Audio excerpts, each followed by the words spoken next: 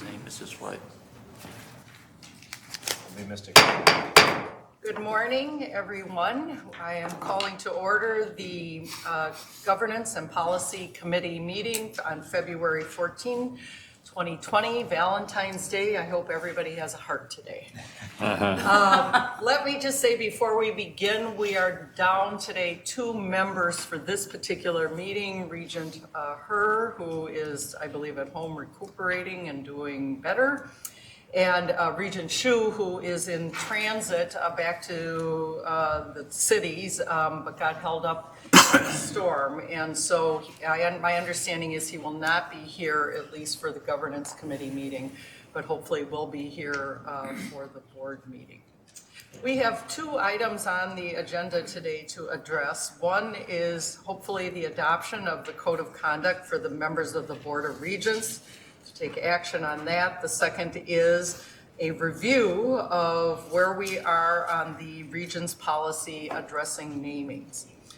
We have set aside an hour and 15 minutes for this meeting. That's our hope, to be completed by 9:15. And so our hope as well is that we will complete the first part of the agenda, which is on the Code of Conduct, within 15 minutes, leaving then an hour for the topic of namings. So our first item on the agenda is to act on the Board of Regents policy Code of Conduct for members of the Board of Regents. As you will recall, since our review at the December meeting, the policy has been revised to reflect feedback received by the committee. This time I'm going to ask Executive Director Steves to highlight the significant changes that have been made and walk us through the supermajority option that is included in the docket. Executive Director Steves. Madam Chair, members of the committee, thank you for the opportunity. I guess I want to start, though, by saying that I want to applaud Regent Rocha and Regent Beeson, because when we initially started down this path of taking on a comprehensive review of this policy, we could have gone small with it and just made a few changes and adjustments, but we went the other direction. And we undertook a comprehensive review that involved 3 policies and basically did a top-to-bottom rewrite of the Code of Conduct. And I also want to thank Regent Mayron and Regent Shu for their efforts to continue that work. So what we have before you today, I think, is a very strong policy, one that's ready for your action. And we're going to talk about process just in a moment, but I'll highlight a few of the changes. So in your docket, starting on page 3, there are some bullet points that outline them, and I'll just touch on them very briefly. There was a change to the duty of loyalty language in section 3 of the policy, and we'll talk more about that. There was a sentence added to the duty of obedience section that states that regents have a duty to maintain confidentiality of university matters when required to do so by law or applicable privileges. There is a clarification that service on the board of an associated organization is not a business associated with a regent. The non-trivial language has been removed from section 4. That was a subject of discussion last time around. There's been language added in section 9 that modifies the language so that the chair or the vice chair in the chair's absence may speak on the board's behalf. The language also adds that the board chair, when necessary, may speak on behalf of the university, even on items not acted upon by the board. And then there were some other technical changes to improve clarity and readability. So that's the brief walkthrough of changes. Happy to discuss any of those further.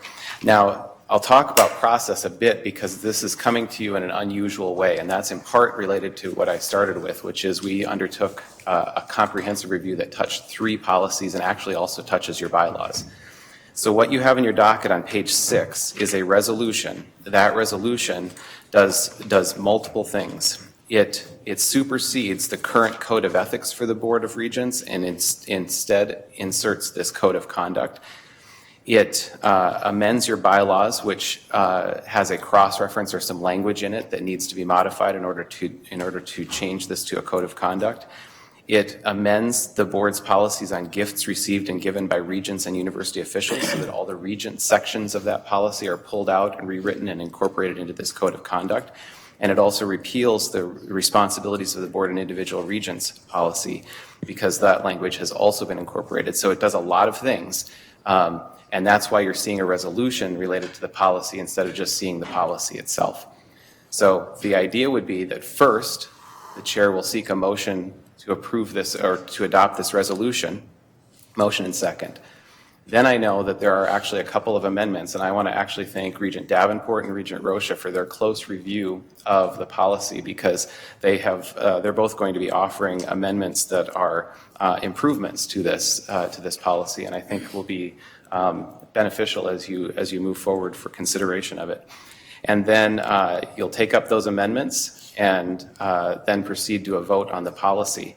Then there's a second resolution in your just to procedurally get you knotted up, there's a second resolution in your docket. That second resolution relates to one issue specifically, and that is that there was some discussion at your last meeting about whether or not a supermajority vote would be required to impose sanctions on a member of the board. We were not clear whether the committee had consensus on that issue, and so it was not written into the underlying policy that's up for action. Instead, it's a separate resolution that you can take up after you adopt the policy to decide whether that's something you want to impose, is a supermajority requirement. To do that, you have to amend your bylaws and amend the policy, and that's what that second resolution does. It amends both the bylaws and the policy. So you'll have multiple votes. I know that it's a little bit complicated, but I would say that the reason it's complicated is because we've taken great pains to work through this and gather everyone's input over a long period of time and produce a product that I think is really a strong product, one that you'll find I think is workable in guiding your work going forward. So. Thank you very much, Executive Director Steves. At this time, I would entertain a motion to adopt the resolution, which is set forth in your docket materials, I believe, at page 6, I think is what you said. Do I have a motion? I'll move that. Do I have a second, please? Second. All right. Before we discuss then, what I'd like to do then is to address the two amendments that I am aware of. And we'll address them, and then we can talk about the entire policy and hopefully pass the entire policy as it is written. So first of all, the First Amendment was brought to my attention by Regent Davenport. Regent Davenport, if you could address your amendment, please. Yes, and could you help me refer to the right spot in where? Yes, so it would address two different parts of the policy. One is the Section 4, Subdivision 5, which is the gift section, correct? Mm-hmm. Yep, and then in addition, it would address Section 6 having to do with gifts as it relates to government officials, which is Subdivision 1. Thank you, Chair Maron. I was looking for the page, so I've got this in front. And let me ask a point of clarification. Does Regent Davenport explain her amendments first and then move them, or does she move them and explain them? Is there any way we have to deal with this directly? She would move it and speak to it. Yeah. She would typically move it and then speak to it. All right, so why don't you move your two amendments, which my understanding is are about to be handed out? They've been handed out, and then we'll seek a second on it, and then you'll be able to explain your amendments and we can discuss them. Chair Myron, I move to accept the amended language as presented. I'll second it. All right, do you want to speak to that amendment then? Thank you, Chair Myron. And yes, let me use an example of a visit to our congressional offices when many citizens or ourselves will visit, and it's exciting to see maroon and gold, whether it's on the coffee mug that the senator's carrying around or a pennant on the wall. And I just wanted clarification that small items such as those are allowable gifts. All right, so directing, so your amendment addresses both subdivision 5, which is the definition of a gift, and then section 6, subdivision 1, which basically exempts what we would call swag that we might want to give to government officials. Correct, Chair Myron. All right. Any discussion on this? Regent McMillan. Yes, thank you, Chair. And I think Regent Davenport's amendments here are commonsensical, and I think they're important, both for things coming our way, as defined in subdivision 5 and in subdivision, or section 6, subdivision 1.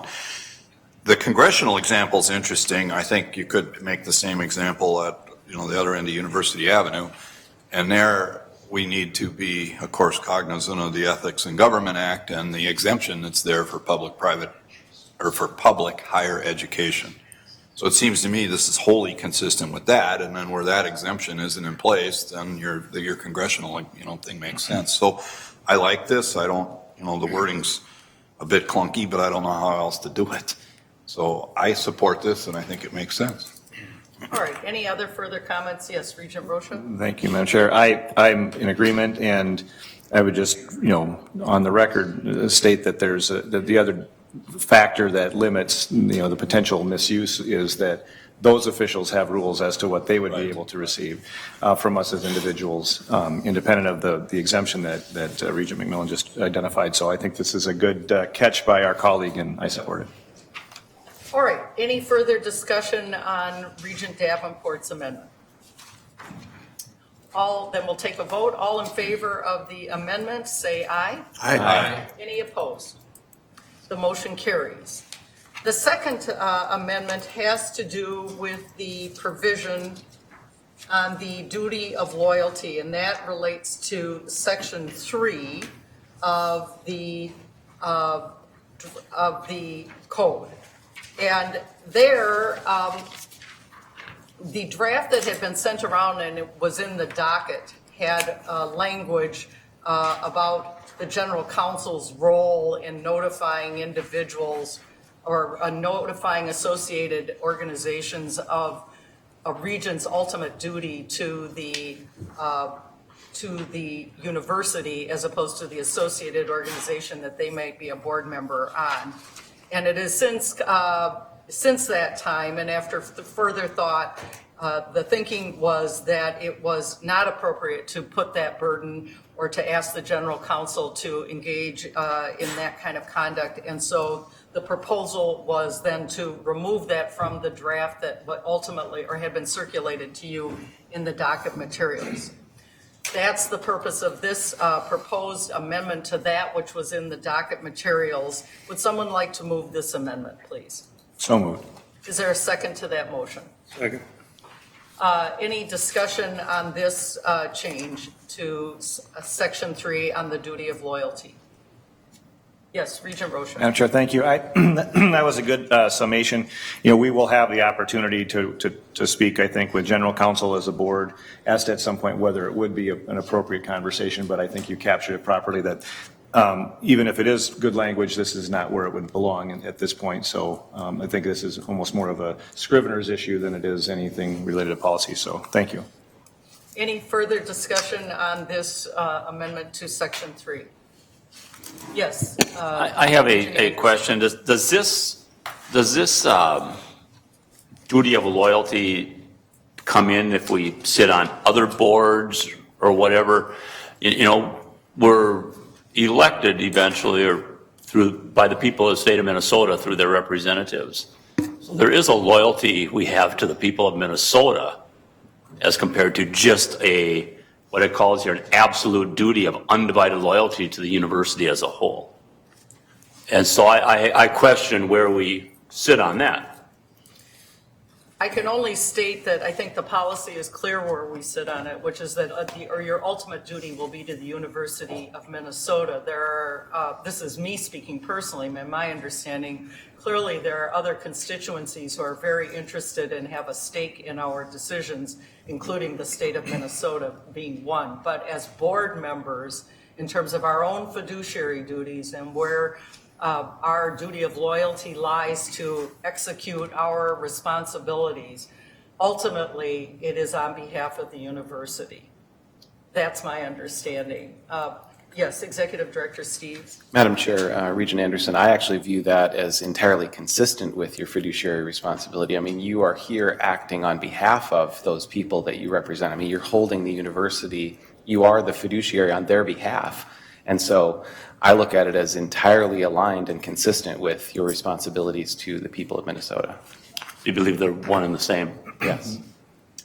Yes, Regent Rocha. Thank you, Madam Chair. And moving a little bit afield from the amendment itself, but I guess getting at that underlying issue since we're here, that's a fantastic question, Regent Anderson, or consideration, because people have different perspectives. And this is, they're the circling the wagons moments where others will say, no, transparency and obligation to the state is what's in the best interest of the university. And if you consider that the university's mission is to serve the state, are you serving the university if you're not fully serving the mission of serving the state? So it's a very complex sort of tautological, process. But I would agree with Mr. Steves on that they are so closely aligned, and then it becomes each individual member's determination as to in which way you're doing that. So again, it's in institutions of similar like where trouble has occurred.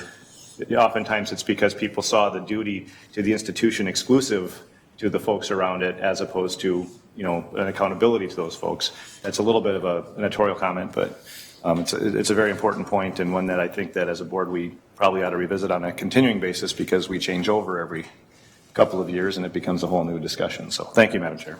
I know there are two regents who also have additional comments, Regent McMillan and Chair Powell, but I also understand our general counsel may be able to enlighten this as well. So I'm going to ask Doug Peterson to comment, and then we'll address the comments of Chair Powell and Regent McMillan.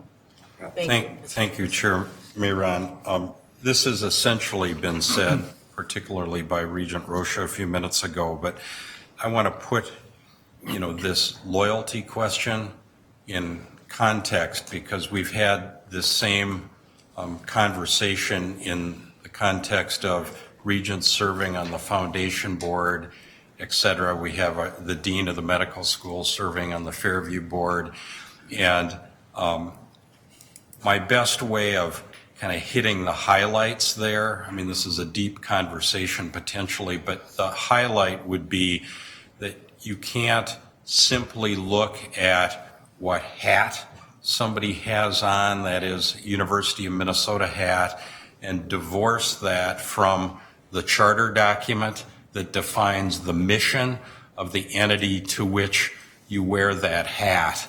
And that's where the foundation's charter mission of serving and benefiting the university answers a lot of questions as to whether a regent sitting on the board of trustees of the foundation, whether that raises any conflicts. Likewise here, the mission of the university is referenced in this phrase, and as Chair Miron indicated, that charter duty to serve the people of Minnesota sort of takes care of the conflict question, Regent Anderson, that you have, because your advocacy and your perspective of wanting to make sure this institution serves the people of the state of Minnesota is at the heart of the charter mission of this institution. So there's no conflict in your advocacy for the people of Minnesota in terms of what you think the University of Minnesota should do on a particular issue. You obviously have to balance out other constituencies, et cetera, with an eye ultimately to the fact that you're a fiduciary to the university, as Chair Miron indicated. But again, it's the charter document that sort of relieves that conflict stress. Thank you very much. Chair Powell, any further comments? Well, it's a question or seeking clarification, Chair Miron. I interpreted Regent Anderson's question to go to other boards, because the key word for me here is associated. boards. So we're talking about the foundation or, other associated. But what I thought I heard Regent Anderson talk about was, many of us are on many other boards that have no association. And so I just want to make sure that, I'm correct in focusing on the word associated as the key distinction here. That is true. That's what the section, that bullet point, duty of loyalty, addresses generally the duty of loyalty and then address specifically what happens when you sit on an associated board, meaning some sort of board that's affiliated with the university and you're voting and wearing, in a sense, two hats. That's what that additional language was designed to deal with. Thank you. Regent McMillan, any comments? I think that General Counsel Peterson just got into the conversation of what I had in mind, which was the underlying governing documents that any board uses. They matter, and I think General Counsel Peterson said it better than I could. All right. Any further discussion on this amendment? Hearing no further discussion, all those in favor say aye. Aye. Opposed? Thank you. At this time, any further discussion on now the policy as amended? The code as amended? Madam Chair. Yes, Regent Rocha. Thank you. I think this is, congratulations and thanks are in order for the work that the chair has done on this. And I think this is a wonderful document. There is still one element, and the general counsel headed me off at the pass a little bit on this. I'm not putting a finer point on it. I'm not in complete agreement that the affiliated, associated groups that you can't run into a circumstance where you could identify a distinction between, and it becomes more on the operational level, a distinction between whether one is wearing this hat versus the hat of one of those organizations. But I'll preserve that for another day, and I will support this amendment. But I just, for the record, want to point out that I retain that concern, but I think that this document is excellent. And again, thank you for your work. Thank you. Any further discussion on now the code of conduct as a whole? Yes, Regent Kenyatta. Thank you, Madam Chair. I have a question regarding the language around the chair speaking for the board.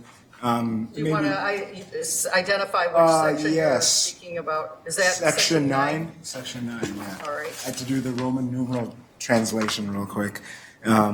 But maybe for Director Steves, that last part of it, even on items not acted upon by the board, is one that seems to be new. So first question, is it? And second, was that just from your perspective of the last conversation, is that where the board seemed to land on that one?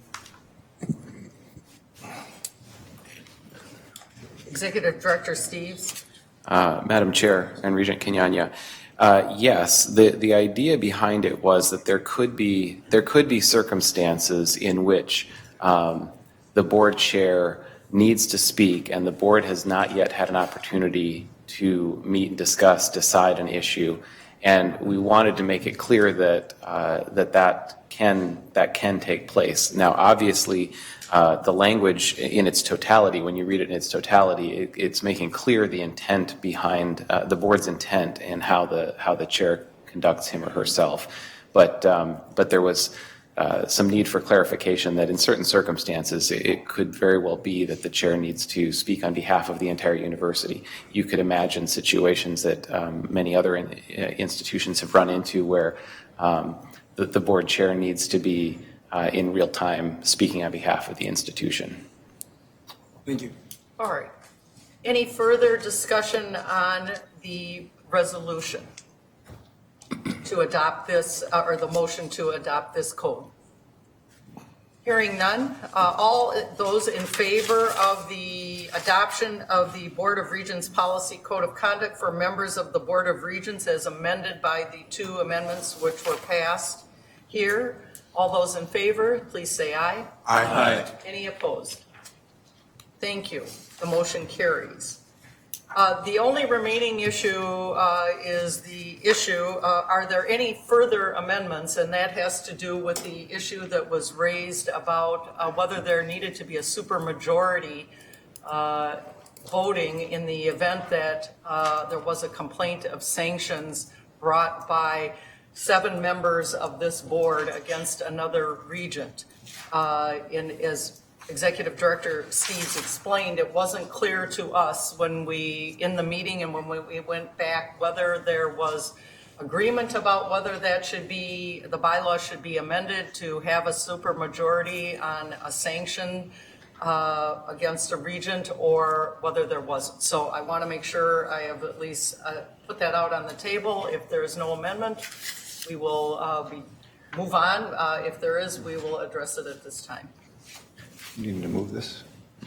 Madam Chair? Yes. Regent Rosha. I would move the resolution that's included in the docket in relation to amending the bylaws and the code. Second. All right. Any discussion on this?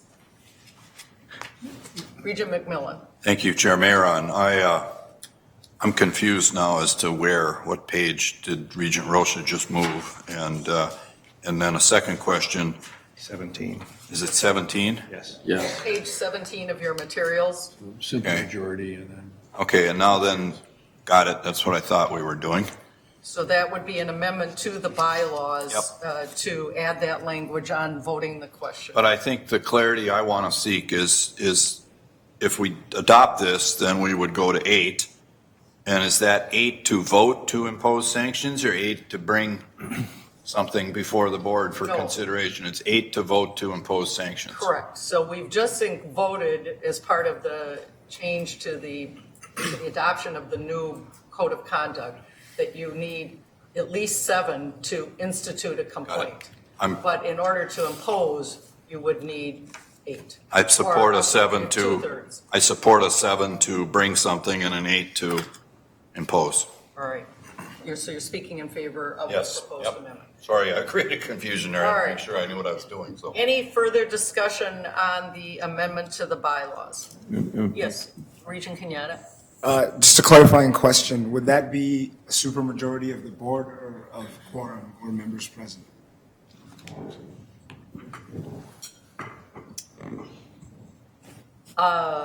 Executive Director Steves, I think the language isn't clear on this, and so maybe we need to clarify, but let me get your sense of it. Madam Chair, it would be a 2/3 vote of the Board of Regents, so of the full board.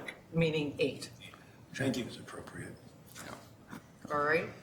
Any further discussion? Yes, Regent Rosha? Madam Chair, just a point of parliamentary procedures, or that's the right document at this point, because we will run under different ones. To change the bylaws, are we able to change the bylaws with this resolution on a simple vote, or what's the mechanism for changing the bylaws? Executive Director Steves? Madam Chair, Regent Rosha, you need a 2/3 vote to amend the bylaws as well. Okay. Which, so when these are advanced from the committee to the full board later today, it requires a 2/3 vote of the board to make these amendments to the bylaws. But there's no notice issue or anything of, I mean, we're allowed, 2/3 can do it at any time? Executive Director Madam Steves? Chair, Regent Rosha, the 2 resolutions that you have in your docket suspend that provision in the bylaws in order to allow you to vote and make the changes that are required. But you're absolutely right. There is a notice period typically, but in this case, because the docket materials were, because we've been discussing these changes for a long period of time and the docket materials have been public and out before you, we felt it was appropriate to include a provision to suspend that portion of the bylaws and allow you to vote today. Thank you. Or, and then let me just ask a clarifying question, Executive Director Steves. If we pass this here in the governance committee, when it goes then to the full board at the board meeting for a vote, when you said, is that then a vote of the quorum? Because assuming Regent Chu is present, we know that Regent Hare is not going to be. So is it 2/3 of the quorum or 2/3 of the board? Do you know the answer to that? Or do you want to look it up and? Chair Mayron, I have my my parliamentarian over here who's helping me. It's 2/3 of the board. Of the board. So it will require 8 votes to adopt these today. All right, I see. Okay. All right, any further questions? Yes, Regent McMillan. Thank you, Chair Mayor, and I just want to, from a member of this board, pick up where our executive director started, which was recognizing the depth and extent and challenges that are involved in this sort of work. And he walked through the past chairs of the committee and vice chair and the current chair and vice chair and all the work. This is hard stuff. And it's, as we can tell, procedurally complicated. So I just want to say thank you as a board member for the work that's gotten us to this point. Thank you. Thanks to everyone who preceded us, who worked on this as well. All right, any further discussion on the amendment to the bylaws?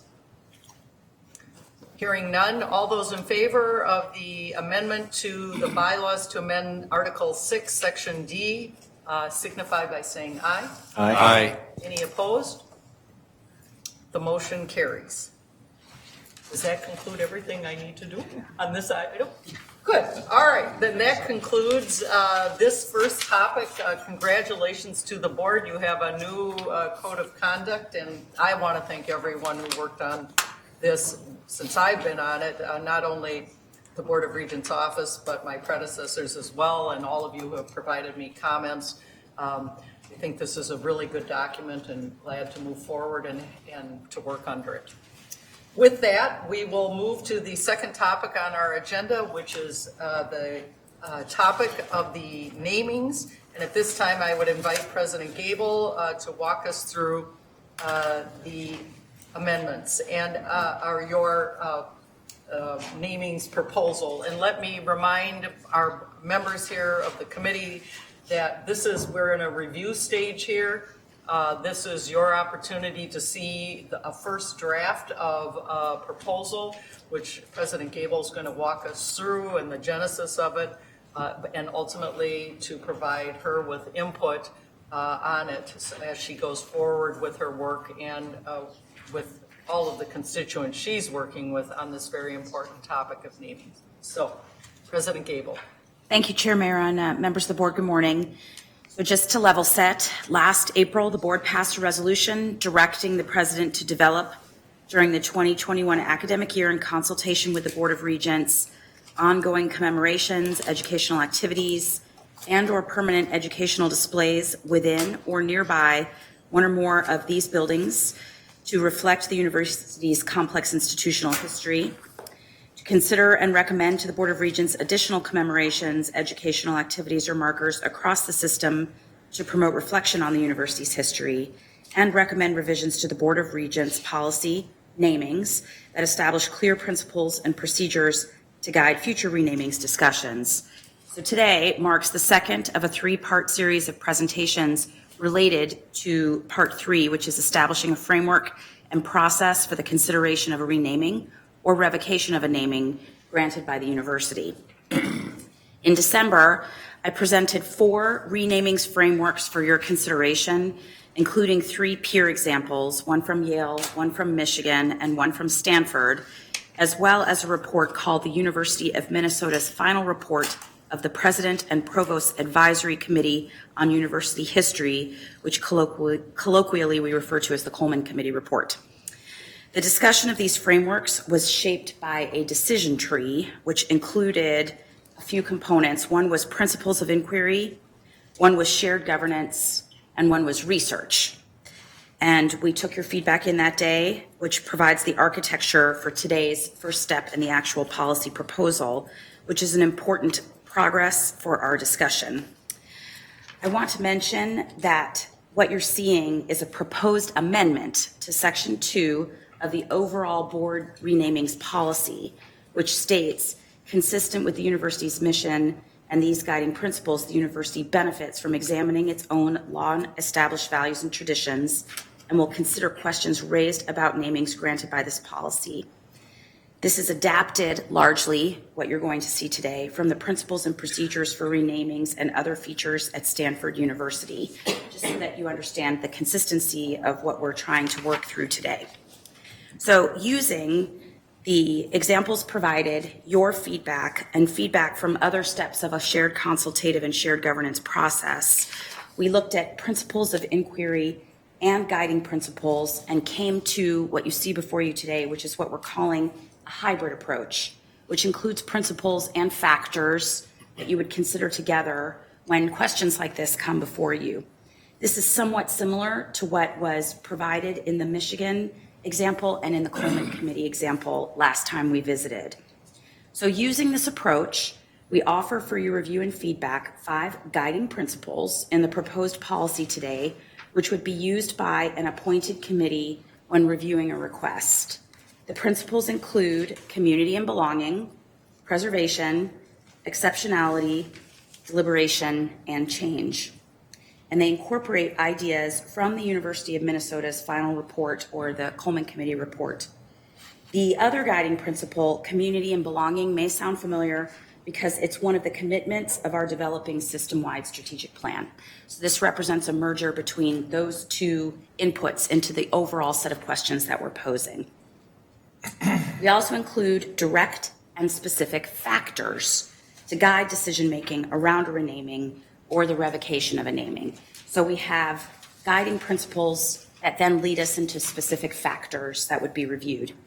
The factors include the harm caused by retaining the name, the harmful impact of the individual's behavior, the centrality of the person's offensive behavior to his or her life as a whole, relation to the university history, strength and clarity of the historical evidence, the university's prior consideration of the issues, impact on the university's diversity, equity, and inclusion goals, and possibilities for mitigation.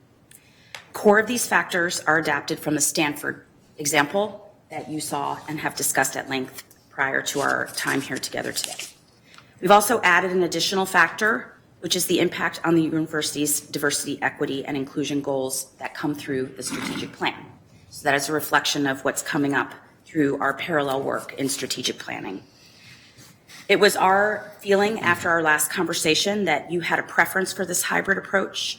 So the policy we drafted the policy to intersect the factors with the guiding principles to create a framework for consideration. And it's here where I would like to stop for our first discussion to see whether this hybrid approach of principles and factors, both in its format and in its content, is how it strikes you.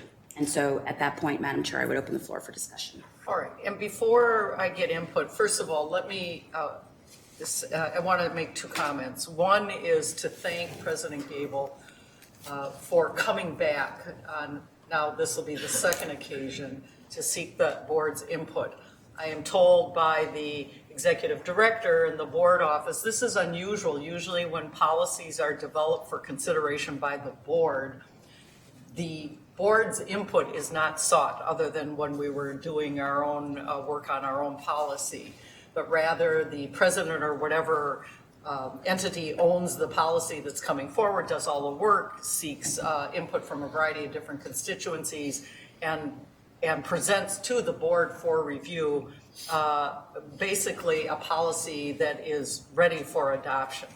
But here, President Gable is coming back to us on, this is the 2nd occasion, and I want to thank you for seeking our input and allowing us to give you guidance at this point, as opposed to going through the whole process and coming to us with a final proposal, and then perhaps, unfortunately, finding you missed the boat. So kudos for you for doing it this way. Second of all, I want to focus our discussion today on the amount of time that we have on the big concepts. And in this section right now, you can hear President Gable is seeking your input on the hybrid approach that is reflected in this draft policy, the guiding principles and the factors in particular, to see if she is capturing what it is you would hope to have in a policy like this. To the extent that you have what I call wordsmithing or scrivening type things, or you might say it a little different, I would ask that you hold off with those comments and send them to Executive Director Steves, who can compile any of those kind of scrivenering or wordsmithing concepts and forward it on to President Gable. But I think our time is best used addressing conceptually the conceptual framework and the guts of how this policy works, rather than spending time on particular words or phrases. So I also want you to be aware that my understanding is once you get our feedback, both on the concepts and perhaps wordsmithing, your intention will be then to go forward and again consult with a variety of different constituencies to make sure that you're getting their input, whether it's faculty, students, et cetera, before you come back again with another draft. Is that correct, President Gable? That's correct, Madam Chair. All right. So in other words, President Gable will be seeking further input from the university community at large before she comes back again with a revised draft. So with that, let's open the discussion. Any comments? Yes, Regent Beeson. Thank you, Madam Chair. Thank you, President Gable, for the work on this. I think in general, it's a strong recommendation and feels appropriate. We've only had one exercise in building renaming in maybe the entire history of this university, and that was last year. Not everybody who's at the table now participated in that. So four of you were not able to experience that. There are some lessons learned. It was, however, we disagreed. At the end of the day, I think we all agreed that there was a better process somewhere for dealing with these going forward. I have one particular view about what I would consider surrounding the appointment of a committee by the president. And I am concerned about sort of surrendering part of the process. The board owns this responsibility for naming or renaming, and to surrender a process to a committee, I think is and divorcing the board during the formative and the information collecting, I think is a risk. And not that every committee, that this would happen with every committee, but without Regent managing the process, we can end up with a disconnect. And I think that happened to some degree last fall or last spring. So I would like to see this be a board committee. We've had experiences with board committees. We've had committees on athletic misconduct. We've had committees on academic medicine. Specific life committees are appointed. Several board members participate. They solicit the input of stakeholders around the university. And in no way would this board committee be an abbreviated review or limit the information gathering. The committee might ask faculty to participate or to lead the information gathering or consultant or whatever. But I just worry, based on what happened last year with all the good work that committee did, that we just end up with a sort of a parallel sort of view of the facts. And so I'm sensitive to the board sort of releasing that part of the process. And maybe I'm overly concerned about it, but I only have one thing to draw on. That is what we did a year ago. So I'd like to open that idea up to colleagues. Before you, President Gable, you may want to weigh in on that. Let me just focus the board members. What Regent Beeson is referring to is under subdivision 2 of article or of section 7, the very last paragraph under the bullets, under the 4 bullets. The last sentence reads, the last paragraph talks about if there's a request for renaming, the president will make further inquiries to the submitters if she deems that necessary. It makes an initial determination whether the request should proceed. And then the language is if the request proceeds, the president shall appoint a committee to examine and research it. So I think what Regent Beeson is talking about is something to the effect that it would be the board that would appoint a committee to examine and research it and then it would be that committee that would, that subcommittee of the board that would ultimately report to the board. Am I correct? That's what you're talking, something along those lines? Regent Beeson? Thank you, Chair Mayor. Yes, the board chair would appoint members of the board to be on the committee. And are you anticipating that that committee could also have appointed to it other non-board members? Well, thank you, Madam Chair, using the other examples of special board committees, I would say no, but that other members of the other stakeholders, other members of the university would staff and participate as witnesses and fact gathering. And the precedent has been that the special board committees are made up of board members and not others. And so that's the concept you are talking about? That's correct, Madam Chair. All right. Then President Gable, would you like to respond before I hear from other regions? Thank you, Madam Chair. With full appreciation for Regent Beeson's point, which is that this absolutely is the purview of the board ultimately to decide the naming or the revocation of a naming. I do think that we need to make sure that there's shared governance and consultation. And so the way we've structured this committee, just as an alternative consideration, is that the committee is only doing review, not doing recommendations. The recommendation comes solely from the president to the board. I don't see it as a full divorce. I see it as a series of inquiries that bakes in a consultative process. There is some vulnerability associated with that. That's correct. And I think that's something the board should consider.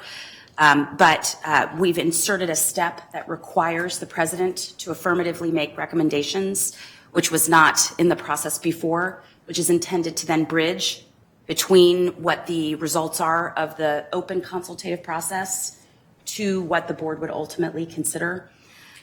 One other thing I would ask to consider in terms of what's suggested by Regent Beeson is what we would need to think about, and forgive me, this isn't fully formulated in my head in terms of a governance process, but if the committee is the board, then is the president making a what is the sequencing of the president making a recommendation? What does that do to the role of the campus or the administration in the process? We would have to think that through. I'm not exactly sure. It feels to me like that might have a bump in it that isn't fully crystallized in my thoughts, but something that we would need to consider. But ultimately, I return to that this is the board's policy, and we will fulfill this process with the collective wisdom of the board. Regent Beeson, would you like to respond to President Gable's response and clarification about what it is that under her policy, that committee that she would appoint, what it is that they would be charged to do? Well, thank you, Madam Chair. And obviously, this is a wide open discussion. And I have talked to the president about this. The power to collect information and the power to develop a scope and a power to set a direction for a committee without recommendation is still, there can be steering, they will take a life of its own, not in a negative way, but it is I am really sensitive about sort of what we're, based on what we went through, that we end up in a difficult situation again. And I think it's preventable by the board owning the process that ultimately it's going to have to make a decision on. All right, let me, thank you. So let me hear from the other regents, because again, we're going to have limited time, and I do want to make sure we're also addressing and giving feedback on the guiding principles and the factors that are outlined in the proposed draft. So Regent McMillan. Thank you, Chair Maron. I appreciate Regent Beeson's concern here, and I, as much as, or more than anybody on the board, appreciate the challenges we found ourselves in last year.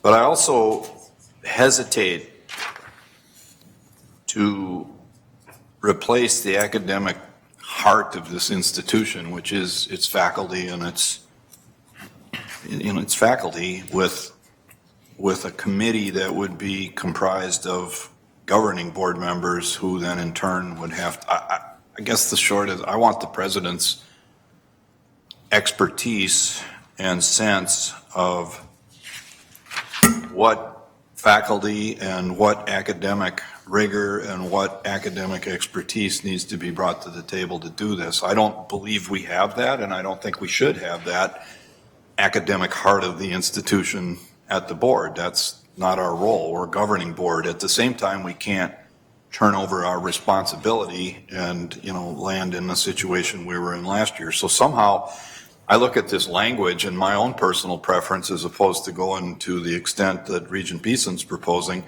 is I'd rather find some role for board approval or board chair approval of the committee that the president creates, so that we create the feedback loop that I think President Gable's talking about, and we're engaged more than we were last time. But I don't think we can go out, I'll use the academic or the athletic investigation we had, Regent Anderson chaired that. I think that was a 3-region committee, and we went outside the university for very obvious reasons to bring in that expertise, but it wasn't academic expertise.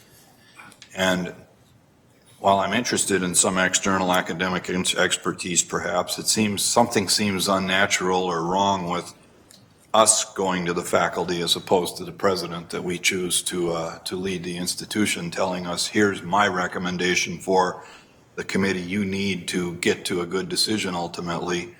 I'd rather have that come from her or him or whoever the president is, and then we have an opportunity to say that makes sense. I don't know if that's the full board or the board leadership or something. So a good issue that you're raising, but I have to stop short of thinking I want a solely regent-driven process to get to the bottom of something that ultimately is as academically critical as this.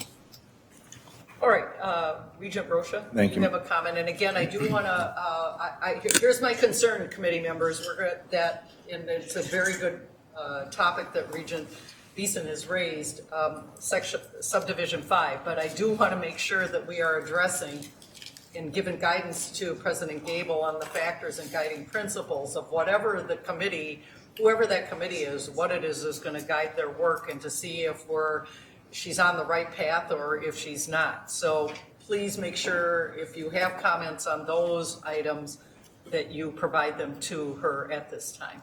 So with that, Regent Rocha. Thank you, Madam Chair, and violating your guidance. I'll go back to. What else is there? All right. I do have a couple of small ones. Maybe I'll pop those and then I'll do this. One is on subdivision 2, when it talks about, and this is sort of the preamble of the thing, but it talks about this subdivision 2 of 7. It talks about, where am I here? Oh, I'm sorry, subdivision 1. It talks about presents risk or harm to the reputation of the university. I think there should be some clarification that it has to be significant harm or substantial harm.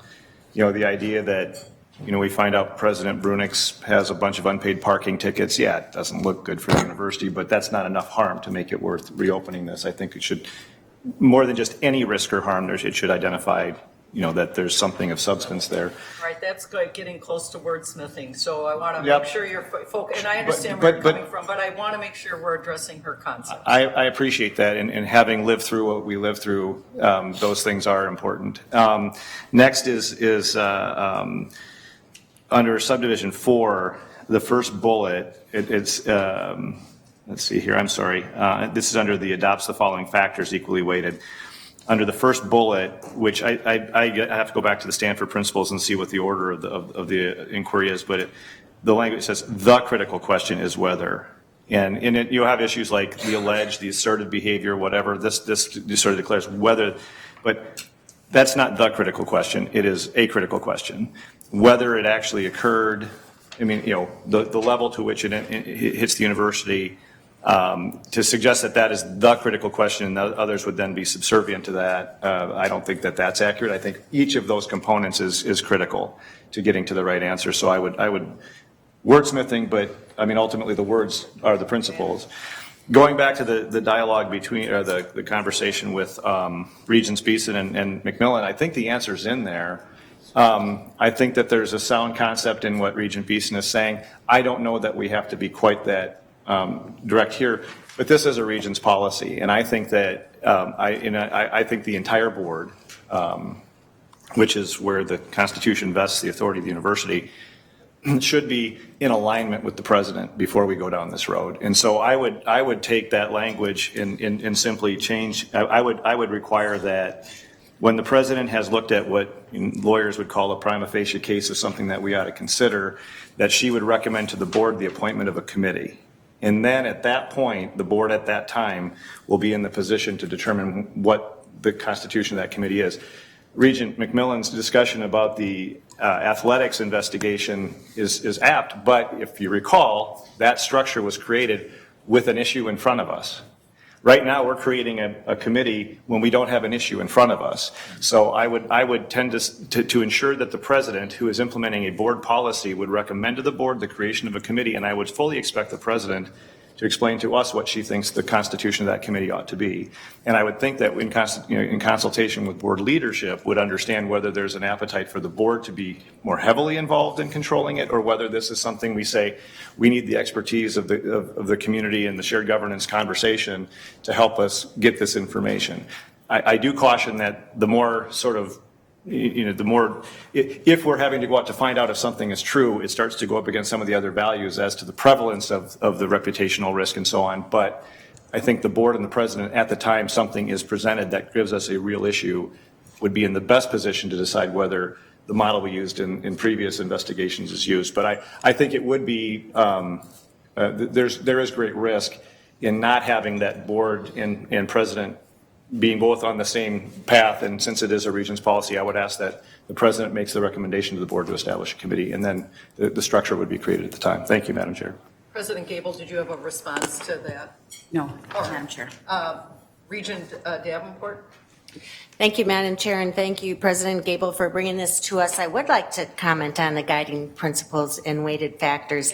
And not having been here last year for the discussion, I put myself in the operationalizing role of this, and I want to affirm the specificity that's included in this and the clarity, and how that then, as this would be operationalized, clarifies the expectations both on the side of those doing the research and the recommendations, and on the receiving side, that we have expectations for the type of information we're going to receive. So I'm supportive of the principles and factors. Thank you. Thank you very much. Regent Simonson. Thank you, Chair. Thank you, President Gable.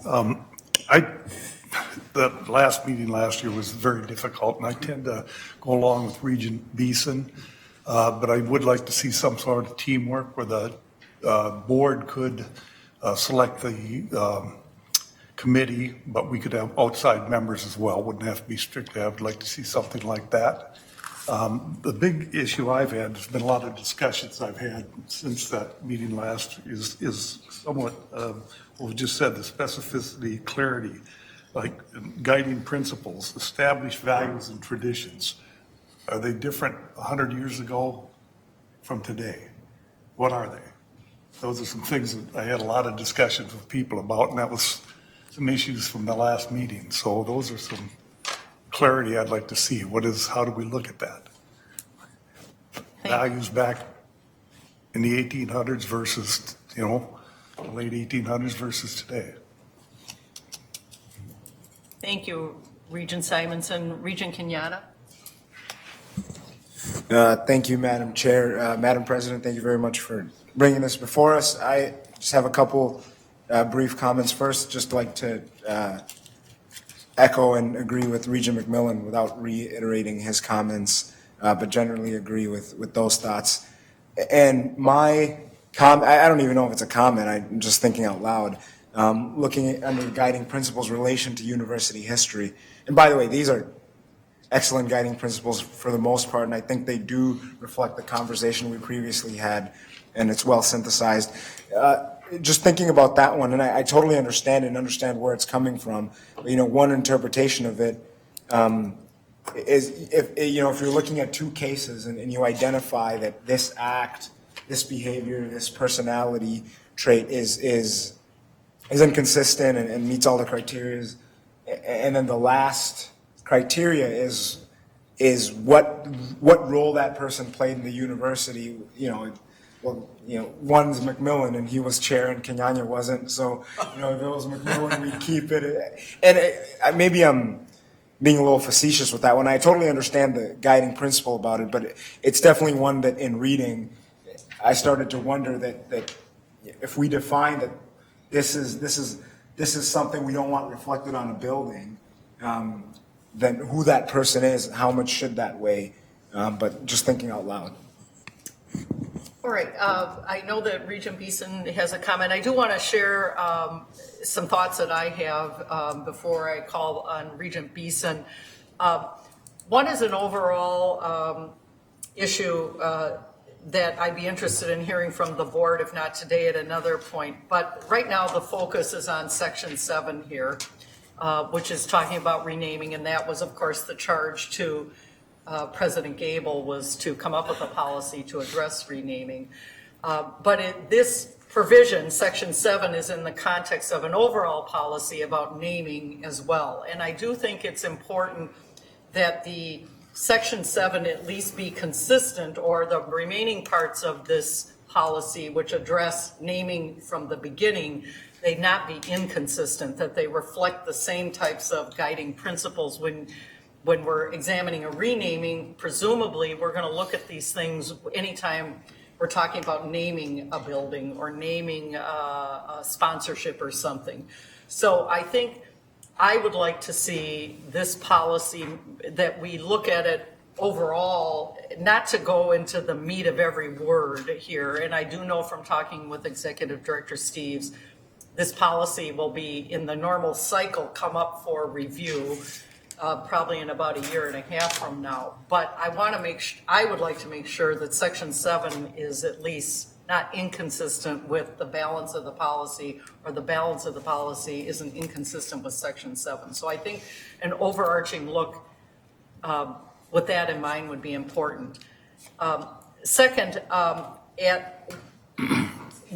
President Gable talked about in her presentation how part of what came out of last year's discussion and vote on the renaming was the commitment of this university to do education, an educational component of what I think you all may refer to as a contextualization for renaming, whether it's rejected or whether it's accepted. And in the policy, President Gable has put forth, she does indicate that when it ultimately, the decision comes to the board, or a recommendation by the president on the committee's report and her recommendation, she will include contextualization into the board for action. I think that needs more fleshing out, that we're really talking about, I really do think whether there's a renaming happens or it's rejected, that there needs to be thought about, should there be some sort of post-educational component to address the issues that were raised by that renaming request. And I wouldn't have known what contextualization meant. You all may know, but I think that should get fleshed out. And lastly, I do appreciate what Regent Beeson said about this ultimately being a committee of the board, and his concern about addressing what happened last year. But I really do think that ultimately the concept of shared governance needs to permeate all our decisions, and not, and that we shouldn't treat renaming any differently than we would treat other decisions that ultimately may percolate up from the president, be presented to us for board action. So I would not be in favor of creating just a board committee to look at this issue of renaming. I would look forward to participating with the president about who she's going to appoint to that committee, and I think there's value in terms of what Regent Rocha is talking about. But ultimately, I think this should be something that is driven by the president and ultimately recommended to the board for action, with presumably consultation from all of the important constituencies to the university. So that's my own personal view about what Regent Beeson was talking about. Regent Beeson. Well, thank you, Madam Chair. This has been a good discussion. I'll remind the members that the this board, when it comes to namings, we inform the faculty. There's no special committee when we name buildings, new buildings. This is a board reserved authority.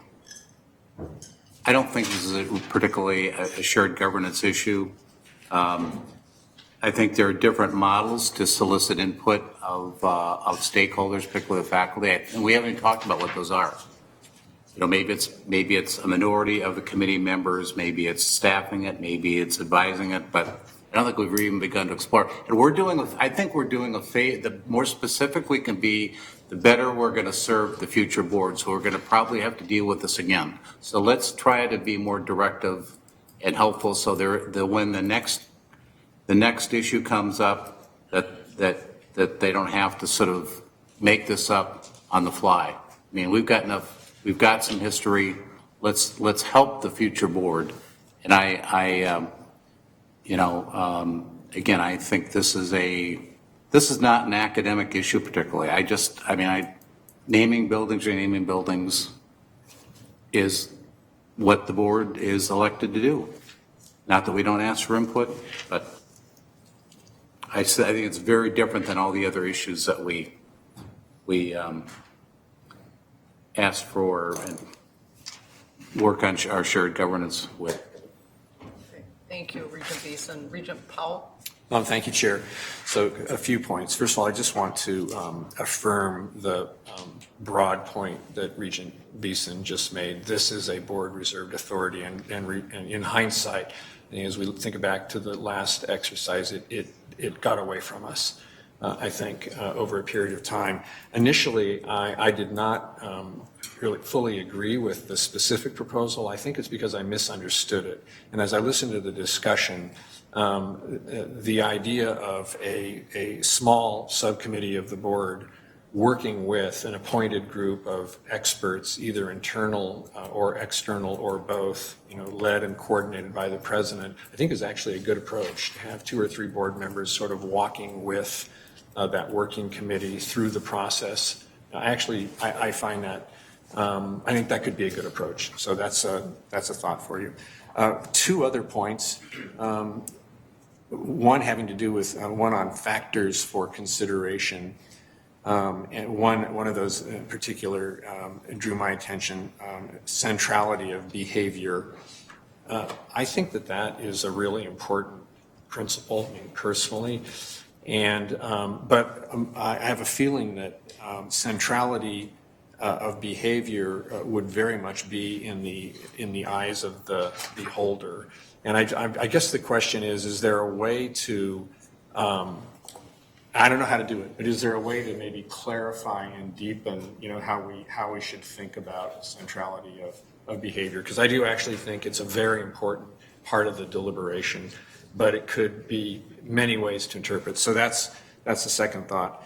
The third thought, it maybe is a thought for President Gable, as I think about the vote that we took last year and the comments made by many of us. I think there was just generally a reluctance by some regents around the table to make judgments on people and events of 100 years ago in a situation of necessarily, not fully complete information, a different cultural context. It was just a real reluctance and, in a way, kind of almost a humility about what, are we in a position to make these judgments? So the thought would be, it might be worthwhile just talking to each region and gaining an understanding of how and why regions made the vote that they did. It might inform our factors, our key principles here as we have them as written. President Gable, did you want to respond to Chair Powell? No, just with appreciation for the feedback. All right. Let me just ask a question of Executive Director Steves, and that is, are there other policies that are ultimately, they're reserved, the ultimate action is reserved for the board, but where the president is asked to make a recommendation to the board to inform it on its ultimate decision? Madam Chair, absolutely. In fact, most of those authorities that have been reserved to the board come with a president's recommendation. Things like the budget, tuition recommendations, the capital budgets, buildings, lots of items. Many. And the reason I'm asking that is to try and address the dialogue that we were having here with Regent Beeson about the concept of who is going to collect the information and gather it from the different constituencies in order to present it ultimately with a recommendation by the president to the board. And I have the sense that this policy in some senses should be treated, or my comment was, should be treated no differently than any other policy that ultimately we reserve the decision by the board. And that was the reason for me asking Executive Director Steves about other policies. And so the question is, do we want to treat this one differently than we may treat the budget or tuition or other items that ultimately are reserved for the board? All right. Regent McMillan. Yep, thank you, Chair Mayeron. So this is a very good conversation, and it feels like it's between me and Regent Beeson, but I want to back up where Regent Rocha was going was excellent in terms of that shared approach, and the difference I have with where your last set of comments was, Regent Beeson, is that we rely on the Honors Committee, which is classic shared governance, to do all of this for us until it's time to make a decision on what we want to name. So if we want to take that apart and start over with that, then I could probably get to the end point you're getting to, but we don't do any naming. We ultimately approve it, but I was just flipping ahead to today's board docket. I don't think we have anything in there today, but normally there's a section in that every, 3, 4, 5 of our meetings a year where the Honors Committee comes to us and says, here's what we recommend you, and that's largely a faculty, but also, administratively populated group of people, and then the Regents act. So we can't ever and never should shirk our duties to act at the end of the day, but I just worry that if we're informing it ourselves, that it's going to be missing something really consequential. That's where I'm at. And if I'm reading the honors approach wrong, then tell me, but that's the way I think we work today. But I'm open to other outcomes if the board is. All right, Regent Roshan, we're at 9:15, so I'm going to ask that this be the final set of comments and input to President Gable. So I only have 15 minutes, Madam Chair? Let's see, 45 seconds. There's an Oscar joke in there, but I won't use it. So the Regent McMillan, again, that's where my mind was going on this as I've been thinking about this for the last one. First, I appreciate the guiding principles. As you know, I'm a bit of a fan of what Stanford has put together. It seems like it's a very thoughtful approach, and I guess I haven't redlined it to see what the exact differences are, but the tone is really good. Very quickly on Regent Quinonez, I think what that's getting to is sort of the role of that individual with the institution. I don't think it's that the more you contribute, the more we can forgive things. I think from what I've seen in other institutions, what they're saying is, if somebody was part of that institution's history, there's a stronger basis to name something after them. But if it's a sort of a third party and it was a small contribution many years ago, but they didn't have a career there, that is not as strong a basis to maintain a name if there is a problematic behavior. So I don't think it's a very fair question. But going back to Regent McMillan's thoughts, I was thinking of that same thing. It's like, well, when we do namings, that process is really outside of this board. But when you consider the significance of namings, the controversy that is associated with it in a way that wasn't the case, decade ago or more. Maybe that's something we have to revisit. Maybe if the president says we want to name this facility after somebody, checking in with the board to ensure this is the way we're going to go before it's turned over. Maybe that's the answer to ensure that we're not creating more problems and you end up in a situation where everything's named after a different kind of tree as some people have proposed as a better approach than naming after humans and all of our shortcomings. But to that extent, I think the renaming, it sort of becomes the man bites dog story. This is the unusual. We routinely name things after people. We routinely give honors to people. Up until now, that has not been controversial. Asking to revoke the name of something is a substantial question, and obviously to communities that have concern about potential, alleged behavior, it's very important. But I think that I'm comfortable with a slightly more involved Regent approach at this point, but I do think we should ask the question about the other honors component and whether there should be a point, much like when we're talking about Regent sanctions, you've got to get to 7 to start the process, and ultimately you need 8 to impose. Having the board, on the same page as the president and validating the desire to move forward with a committee, I think makes sense at this point. And then I would refer to my previous comment. All right, well, thank you, President Giemel. Any final comments in terms of what you've heard here today? Thank you, Chair, Mayor, and members of the board. This is exactly why we're bringing this up early and with a long and extended window for consultation, is because this is complicated. It is based upon a recent history that was complex and an extended history that was even more complex. It is going to be iterative. We won't have a vote for until at the earliest June, for exactly these reasons, so that we can vet these issues and really reflect and think about what they mean, so that this board has strong guidance and future boards have strong guidance, and our university committee as a whole has strong guidance. And so I thank you very much for your feedback, and I look forward to moving this to the next phase. Thank you very much, President Gable. Again, if you have specific, as I said, wordsmithing, scrivenering type things, need definition, if you would feel free to forward them to Executive Director Steves, and he will see that input is also shared with President Gable. And I do know that President Gable does intend to now go back to the university community at large, again, seeking further input as she works through this policy with our comments in mind. So thank you very much. Any further business on behalf of the Governance Committee? Then if I could have a motion to conclude the meeting? Second? All in favor? Aye. Any opposed? This meeting is concluded. Thank you.